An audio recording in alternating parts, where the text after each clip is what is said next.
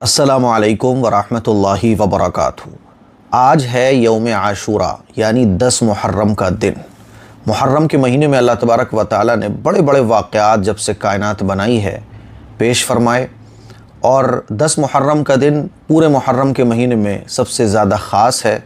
तो मुझे उम्मीद है आज का आप लोगों ने रोज़ा रखा होगा, और 10 के साथ साथ हमें 9 को भी मिलाना है या 10 के साथ 11 को मिलाना है। तो आप कोशिश ये करें कि कल का भी रोज़ा रखें। और आप अलैहिस्सलातु वस्सलाम अय्याम बीज़ के रोज़े भी रखा करते थे। अय्याम बीज़ किसको कहते हैं? हर महीने की चाँद की 3 तारीख़ 13, 14, 15। और आप अलैहिस्सलातु वस्सलाम इन चाँद की 3 तारीख़ों में रोज़े रखने की तरगीब भी देते थे, और आप अलैहिस्सलातु वस्सलाम ने बहुत फजीलत भी बयान फरमाई है। तो अगर मुमकिन हो तो पहला काम जो रोज़ा रखने का आप लोग उम्मीद है कर चुके होंगे, तो 10 के साथ 11 को भी रोज़ा रख लें और फिर 12 की छुट्टी कर लें, यानी संडे को 12 तारीख़ संडे वाले दिन है। फिर संडे के बाद मंडे, ट्यूसडे, वेडनेसडे, ये 3 रोज़े भी रखने की कोशिश कर लें, तो बस नूरुन अला नूर हो जाएगा। वो कहते हैं ना, सोने पे सुहागा। तो बस बहुत ज़बरदस्त फजीलत पर हम लोग अमल करने वाले हो जाएंगे। तो 10 मुहर्रम की जो सबसे बड़ी इबादत है वो है रोज़ा रखना। और रोज़े रखने का एक बेहतरीन तरीक़ा ये भी है कि हम 9 का भी रोज़ा रखें, 10 का भी रखें, 11 का भी रखें और 12 की छुट्टी कर दें। 12 के बाद फिर 13, 14, 15 अय्याम बीज़ के भी रोज़े रख लें लगे में लगा। तो इंशाअल्लाह ये रोज़े रखना हमारे लिए बहुत काम आएगा आखिरत के मैदान में और दुनिया में भी। मुहर्रम के महीने में बड़े बड़े वाक़यात पेश आए, जिसमें से कुछ वाक़यात 10 मुहर्रम को भी पेश आए। जैसे हज़रत आदम अलैहिस्सलाम की अल्लाह ताला ने तौबा कबूल फ़रमाई, एक कौम की और अल्लाह ताला ने तौबा कबूल फ़रमाई। मूसा अलैहिस्सलाम की कौम को फ़िरौन से अल्लाह ताला ने निजात अता फ़रमाई। इसी तरह से ईसा अलैहिस्सलाम की पैदाइश, फ़िरौन के जादूगरों की तौबा कबूल हुई, नूह अलैहिस्सलाम को तूफ़ान से निजात मिली। ये तमाम के तमाम वाक़यात जो बड़े बड़े हैं, बहुत लंबी लिस्ट है, ये तमाम वाक़यात मुहर्रम के महीने में पेश आए, और बाज़ वाक़यात 10 मुहर्रम को पेश आए। और फिर सबसे बड़ा वाक़या करबला का वाक़या मुहर्रम के महीने में 10 मुहर्रम को पेश आया। तो दूसरा अहम काम जो हमें और आपको करना है वो है अल्लाह से दुआ। आज के दिन अल्लाह से खूब दुआ करें, क्योंकि 10 मुहर्रम का दिन कोई मामूली दिन नहीं है। रमज़ान के महीने से पहले मुसलमानों के ऊपर 10 मुहर्रम का रोज़ा ही फ़र्ज़ था, और मुसलमान 10 मुहर्रम का रोज़ा रखा करते थे। जब रमज़ान के रोज़े फ़र्ज़ हो गए तो अल्लाह ने इस रोज़े को नफली रोज़ा करार दे दिया। तो आप दुआओं का ख़ास एहतमाम करें, है ना। दुआओं के साथ साथ हमारी कम अज़ कम आज के दिन हमारी एक भी नमाज नहीं छूटना चाहिए। तो दुआओं का एहतमाम नमाज के बाद भी और नमाज के अलावा भी, ख़ास तौर पर जब इफ़्तार का टाइम आएगा, आप लोग रोज़ा इफ़्तार करने जा रहे होंगे, उस वक्त दुआओं का ख़ास एहतमाम कीजिए। तीसरा अहम काम है सदक़ा और खैरात, जिसको आम ज़बान में बोला जाता है फ़ातिहा लगाना। फ़ातिहा क्यों लगाई जाती है?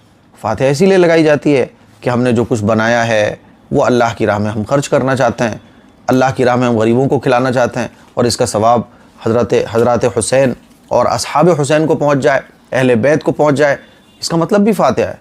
आम लोग इसको फ़ातिहा कह देते हैं, हम लोग इसको ईसाले सवाब कहते हैं। फ़र्क कुछ भी नहीं है। तो ईसाले सवाब किया जाए, कुरान मजीद पढ़कर ईसाले सवाब किया जाए, गरीबों को खाना खिलाकर ईसाले सवाब किया जाए, और कोशिश ये करें ईसाले सवाब के लिए कि आप वो पैसा किसी गरीब को दे दें।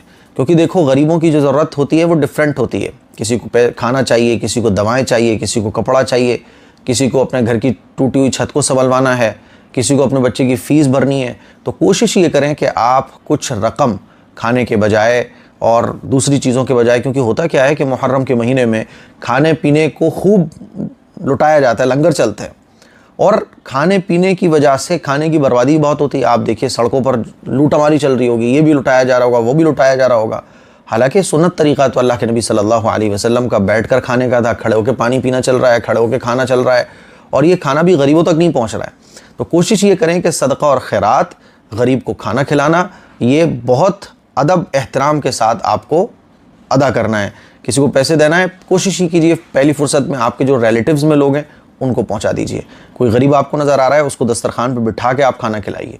हो सके तो आप जो भी कुछ बना रहे हैं गरीबों के लिए, तो ऐसे इलाकों में लेकर पहुंचिए जो जहां खाने आम तौर पर नहीं पहुंच पाते।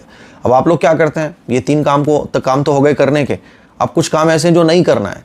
हम लोग क्या करते हैं कि फ़ातिहा का खाना हो या गरीबों के लिए जो कुछ हमने बनवाया हो, और वो क्या होता है, नॉर्मल जो सड़क होती है जहाँ ताज़ी वगैरह निकल रहे होते हैं, वहाँ हम लुटाना शुरू कर देते हैं, लो भाई लो। तो हमारे आप जानते हैं हम लोगों की हालत, हमारे बच्चों की, कि भूख नहीं लग रही होगी तब भी ले लेंगे, एक लुकमा खा के फेंक देंगे। शादियों में भी यही देखा होगा आपने कि खाने के ढेर लग जाते हैं, प्लेटों में इतना खाना बचा होता है, क्योंकि भूख है अगर आधी रोटी की तो वो लेगा 2 रोटी, निकालेगा 2 रोटियों का सालन, बोटी के चाहे खाएगा 1, निकालेगा प्लेट में 5। तो यही होता है। फिर मेरे ख्याल में पूरे साल खाने की इतनी बर्बादी नहीं होती जितनी 10 मुहर्रम को खाने की बर्बादी रात में दिन में होती है।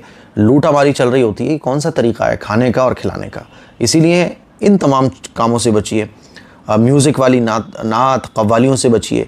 अपनी बच्चियों को अभी, आज 10 मुहर्रम है, पूरा दिन पड़ा हुआ है, अपनी बच्चियों को बाहर बेपर्दा इतनी भीड़ में ताज़ियेदारी देखने के लिए मत निकालिए, है ना। और जो मैं आपको बताना चाहता हूँ ये कि देखो आवाज़ें आ रही हैं बाहर गली से, बच्चे भी कर रहे हैं हुसैन का दामन नहीं छोड़ेंगे और या हुसैन या अली। कोशिश ये कीजिए कि हमारे बच्चे भी रोज़ा रखें हमारे साथ साथ, और वो गलियों में जो ऐसा धूम धड़ाका चलता है इनसे बचने की कोशिश कीजिए, क्योंकि ये काम ना हुसैनियों के हैं और ना इन कामों को करने से हुसैनियत हमारे अंदर ज़िंदा हो सकती है। समझ रहे हैं बात को? इसीलिए अपने बच्चों को तालीम दीजिए, अपने बच्चों को तरबियत दीजिए, अपने बच्चों को बताइए कि बेटा असल दीन कैसे हम फॉलो कर सकते हैं। तो मुझे उम्मीद है मेरी ये चंद बातें आपको अच्छे तरीके से समझ आ गई होंगी। अच्छा, हो क्या रहा है कि हम जब गलत चीज़ों को देखते हैं तो गलत करना शुरू कर देते हैं, लेकिन इन गलत को सही करने की फ़िक्र नहीं करते। जितने भी लोग इस तरह के कामों में मुब्तला हैं वो भी इमाम हुसैन रज़ी अल्लाह तआला अन्हु से मोहब्बत रखते हैं।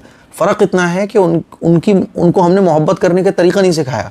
उनको हम ये नहीं सिखा पा रहे कि देखो मोहब्बत करने का सही तरीका ये है। ऐसा नहीं है कि वो मोहब्बत नहीं करते, मोहब्बत करते हैं, हर ईमान वाला मोहब्बत करता है, बल्कि अहले बैत से मोहब्बत करना हमारे ईमान का हिस्सा है।